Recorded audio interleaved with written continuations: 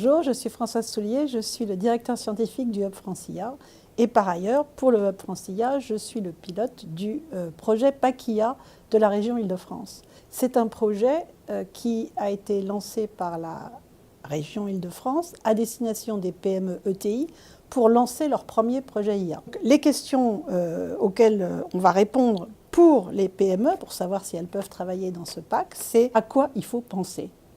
Il faut penser d'abord, premièrement, qu'est-ce que j'y gagne en bon français. C'est-à-dire qu'est-ce que j'y gagne, quel est le ROI, qu'est-ce que je peux attendre comme retour sur le projet IA. Première question. Si vous attendez rien du projet IA, vous passez votre chemin, vous allez manger un croissant au café du coin.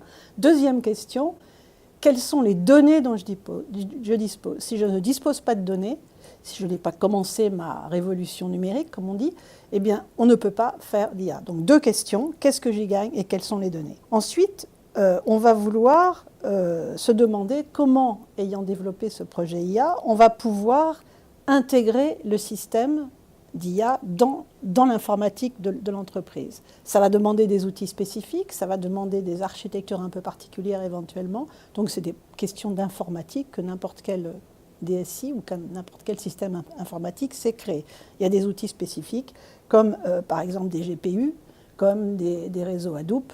On traite ce genre de questions. C'est vraiment, par rapport à la première question, cette question sur l'intégration dans le système informatique est beaucoup moins importante que les premières questions du début.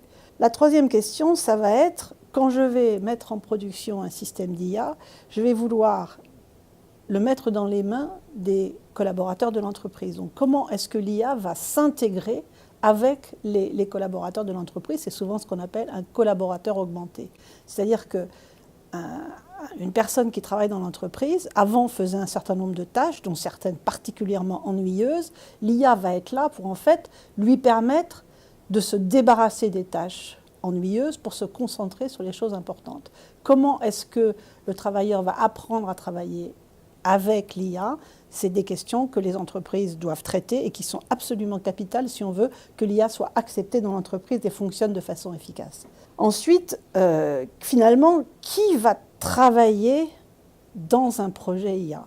C'est comme toujours, il va y avoir d'abord la personne qui sait répondre à la première question. Qu'est-ce que j'y gagne? C'est-à-dire le métier. Une personne du métier va dire, par exemple, moi je suis en train de traiter des appels clients. Eh bien, il faut que je puisse définir un nouveau processus pour traiter les appels que je reçois de mes clients. Donc ça, c'est la première question qu'on se posait tout à l'heure. Le métier y répond. La deuxième question, ça va être quelles sont les données? Qui est-ce qui va répondre à cette question? C'est bien entendu l'informatique. L'informatique sait quelles sont les données qui ont été collectées, quelles sont les données qui ont été historisées, la qualité de ces données, la fraîcheur de ces données. C'est l'informatique qui va répondre. Et puis, j'ai envie de dire, derrière tout ça, il y a toujours un acteur fondamental dans une entreprise, c'est le patron de l'entreprise.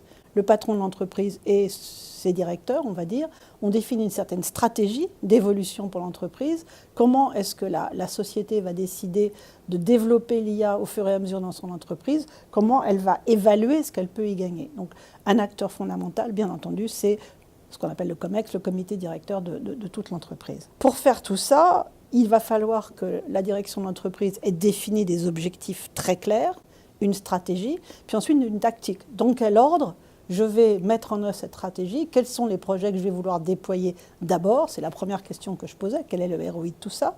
Et puis, au fur et à mesure, dérouler ces objectifs. Un des objectifs très importants va être en fait la transformation de la façon dont les gens travaillent et comment je vais accompagner les gens. Donc, tous ces sujets sont extrêmement reliés quand on va vouloir avancer. Tout ça, ça veut dire que l'entreprise, la direction de l'entreprise va devoir mettre en place une gouvernance extrêmement globale sur la façon dont l'IA va rentrer progressivement dans l'entreprise, à la fois au point de vue humain, à la fois au point de vue informatique et à la fois aussi sur la transformation peut-être même du business model de l'entreprise. Donc quand on va faire rentrer l'IA dans une entreprise, il va y avoir toutes ces questions-là qui vont se poser et que l'entreprise va devoir traiter d'une façon extrêmement globale mais très pointilleuse aussi sur chacun des détails.